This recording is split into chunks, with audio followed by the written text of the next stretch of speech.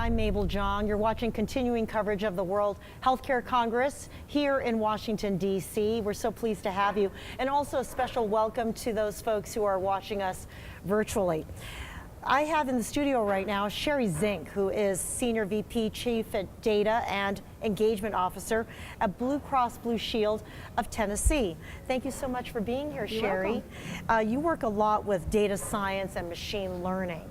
How has that really evolved where you are?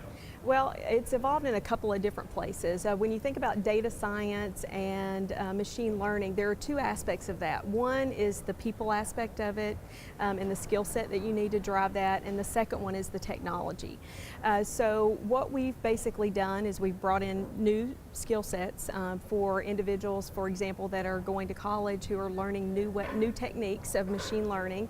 And then we've also evolved our technology to some of the new open source technologies, etc. So the journey that we've taken is kind of moving from what we call the descriptive or retrospective analytics that tells you kind of what happened previously, and then progress that into more of the predictive analytics space, which says, okay, now that we know what happened previously, what do we think is going to happen in the future?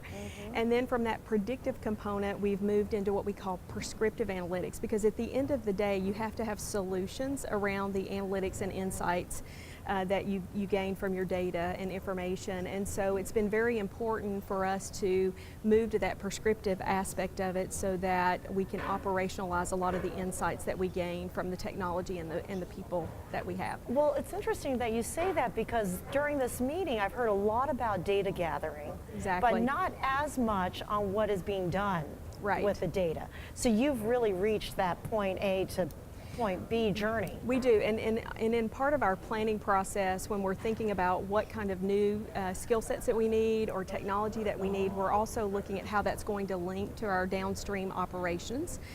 Because at the end of the day, you have to be able to train people on the new technology and how they're going to leverage it and use it, but then also build it into their workflow processes and into the operational systems that are going to drive their workflow. Can you indulge me with a wow moment in terms of what your technology is able to do, and where has that led you? Yeah, probably one area of kind of a wow moment that we've had is around personalization of the information that we share with our consumers. And we have this member scorecard that goes out to our consumers twice a year that helps them understand where there's opportunities for them to get their preventive visits, etc. And it's highly personalized to them. And with that particular outreach, and of course there's a lot of other things that go into that, and people and processes, but we've been able to close about 500,000 gaps in care on our consumers by leveraging that information. So again, we've made it personal to them, we've made it meaningful, and then we've kind of tracked our opportunity to look at that and close those gaps in care. Are you finding that consumers are getting increasingly more comfortable about how much you know about them? I think there's a couple of things from a consumer standpoint. Is our job as the health plan is to help a consumer navigate through the system and to be there when they need us. And so when we kind of understand where they are on their journey, we can get involved with them in the right place at the right time.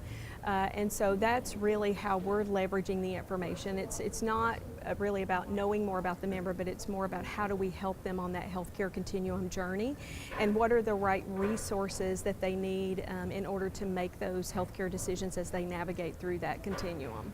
You also have used the word lift and causality in your presentation. Can you expand on that? Yeah, when you think about machine learning and where it's going and the new technologies that are out there, what that has given us the ability to do is to look at different ways that we can outreach to consumers and what works best for a particular type of person. So, for example, you know, I may care more about using an urgent care facility instead of going to an emergency room.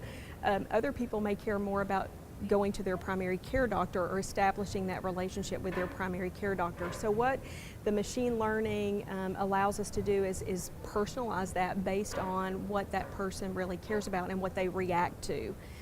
in the system and how we can engage with them more appropriately. What do you think is next in your role in terms of finding new things about data and machine learning and how to utilize it? What's the focus going to be next? I think there's a couple of things. We are definitely working a lot with our providers in our area to make sure that they have the information that they need in order to be successful in this whole new value-based care environment. And so a lot of what we're working on today is working in collaboration with our providers around the information that we need to share with them and that they need to share with us in order for us to be successful in that new value-based reimbursement environment. And we want them to be successful as well.